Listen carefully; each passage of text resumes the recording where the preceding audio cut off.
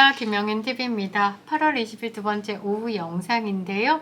우크라이나가 러시아를 기습 공격하면서 새로운 전쟁 양상을 보이고 있죠. 여러분들에게 국내 뉴스로 한정적인 그런 정보 외에 BBC라든지 외신에서 보도하고 있는 것들을 조금 보태서 여러분들에게 전달을 드리는데요.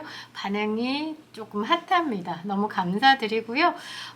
국내 정치에 조금 실망하신 분들께서 뉴스도 보기 싫다라고 하시면서 조회수도 좀 떨어지고 반응이 이렇게 훅훅 떨어지고 있는 와중에 우크라이나 전쟁에 대해서 조금 알고 싶었던 부분, 모르는 부분을 또 새롭게 접한다라고 하시면서 재밌다라는 반응 보여주시고 계십니다.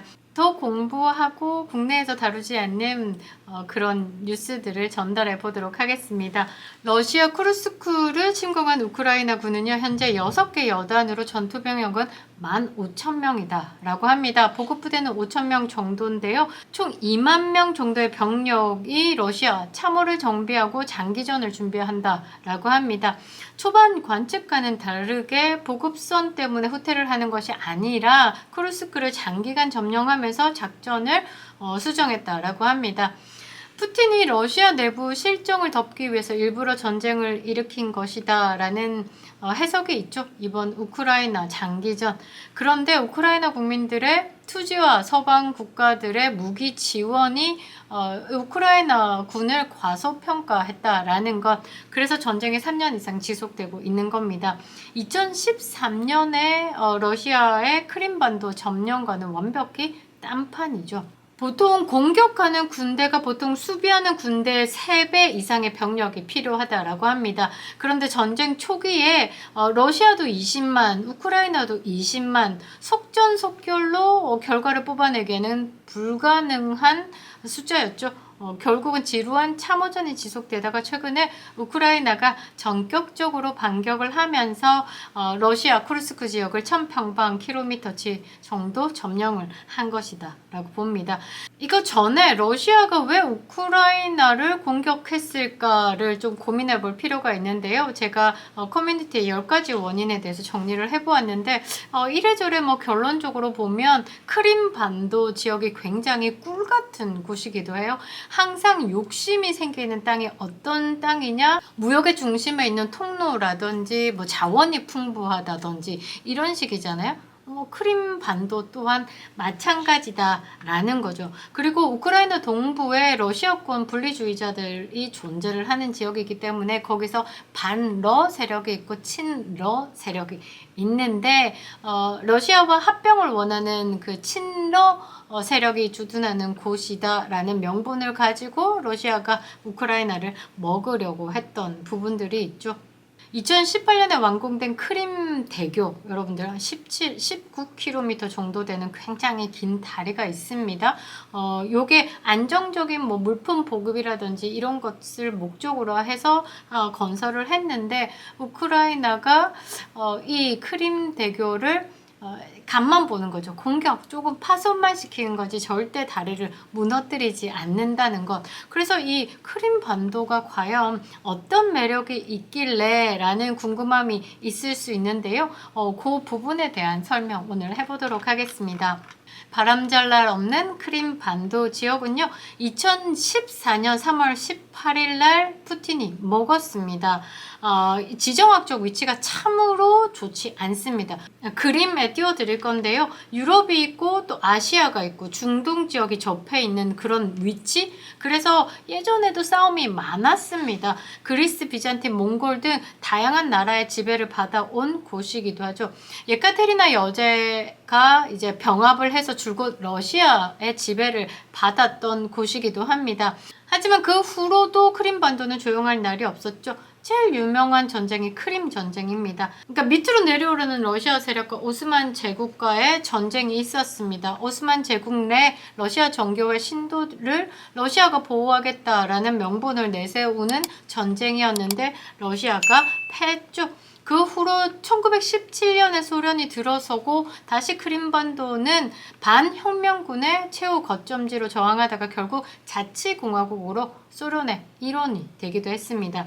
2차 대전 때는요, 이 나치하고 굉장히 격전지가 되어서 결국 나치의 수중에 들어가기도 했는데요. 1944년에 소련이 다시 탈환했습니다. 이 크림반도는 뭔가 전쟁의 불씨를 안고 있는 그런 땅이지 않을까라고 생각을 하는데요. 우크라이나와 러시아 사이에서도 분규가 발생을 합니다.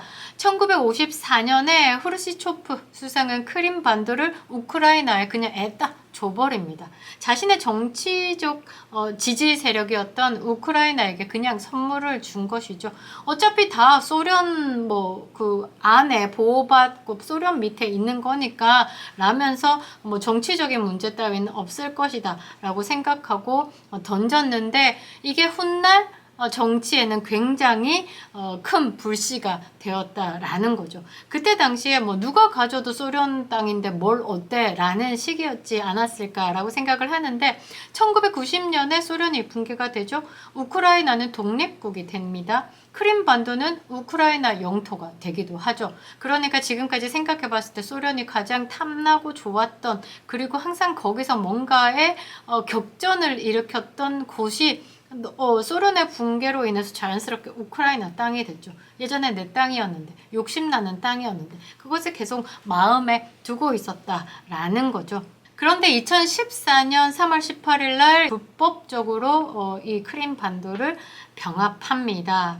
이 사건은요, 우크라이나 내부에서 친러와 친서방 세력 간의 정치 투쟁으로 시작이 됐는데요. 투쟁 결과 친서방 세력, 그러니까 반러 세력이 정권을 장악했죠. 러시아 사람이 절반인, 원래 크림반도가 러시아 땅이라고 했으니까 거기에 사는 사람들은 다 러시아 사람이다라고 봐야 되는데 친서방 중앙정부의 반기를 들면서 러시아에 귀속시켜달라라고 추진을 한 것입니다. 그리고 2010년에 취임한 대통령이 친러 세력이었습니다. 빅토르 야누코비치죠.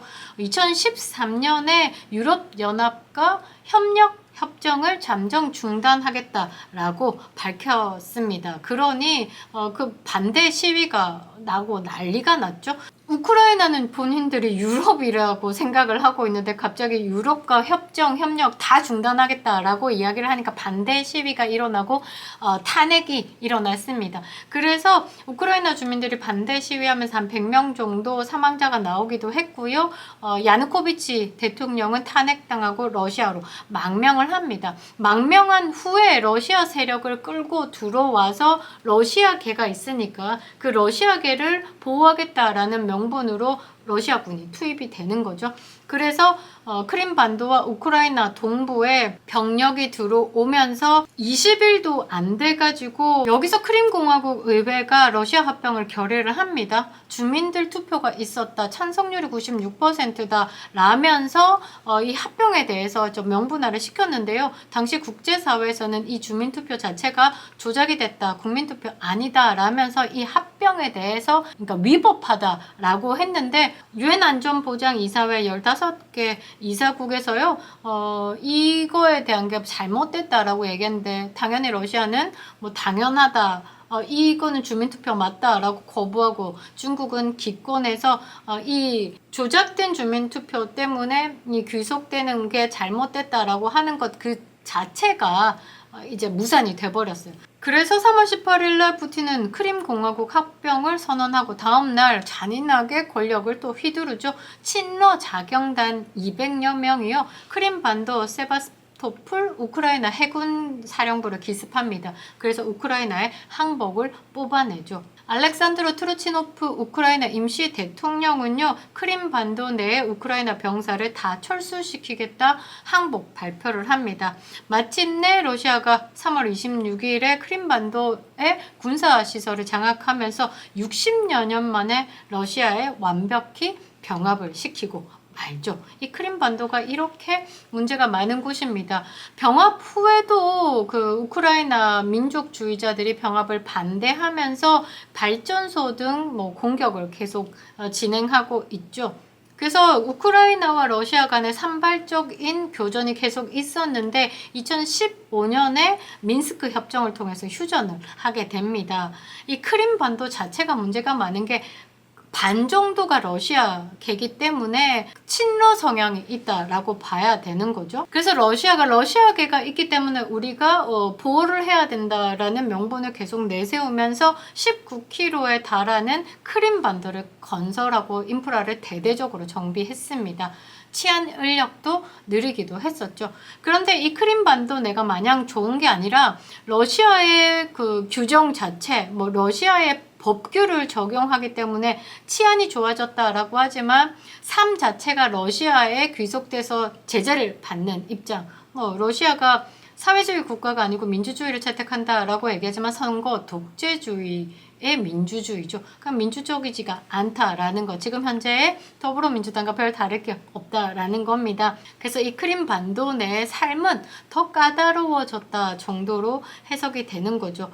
우크라이나 정부를 여전히 싫어하지만 그렇다고 러시아 정부에 대해서 신뢰를 하지 않는다 정도로 크림반도를 해석하는 게 맞는 것 같은데요. 러시아는 그 크림반도 무력 병합으로 인해서 국제사회에서 굉장히 비난을 받고 있었고 국제적으로 인정을 받지 못하고 있는 겁니다. 그래도 푸틴은 돌려줄 생각이 전혀 없다라는 거죠. 그럼 여기서 궁금한 게 러시아와 이제 크림반도를 연결하는 그 대교를 우크라이나가 폭발을 하거나 끊으면 되지 않냐라는 또 질문이 있습니다. 그 파괴하지 않은 이유 중에 가장 큰 거는요.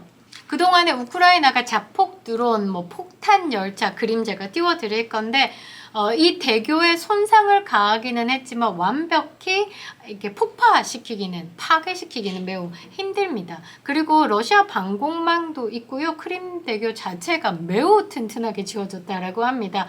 그리고 파괴하는 데 소용되는 군사 자원을 더 효율적으로 이용할 전장이 훨씬 더 많다라는 거죠. 거기 투입시키는 것보다 다른 데에 투입해서 이제 결과치를 뽑아내는 게 더 낫다라는 거죠. 가성비 이런 거. 이번에 러시아 쿠르스크 침공만 봐도 그쪽 대교 파괴하는 것보다 쿠르스크 지역 침공하는 게 땅 먹기가 더 좋았다라는 거죠.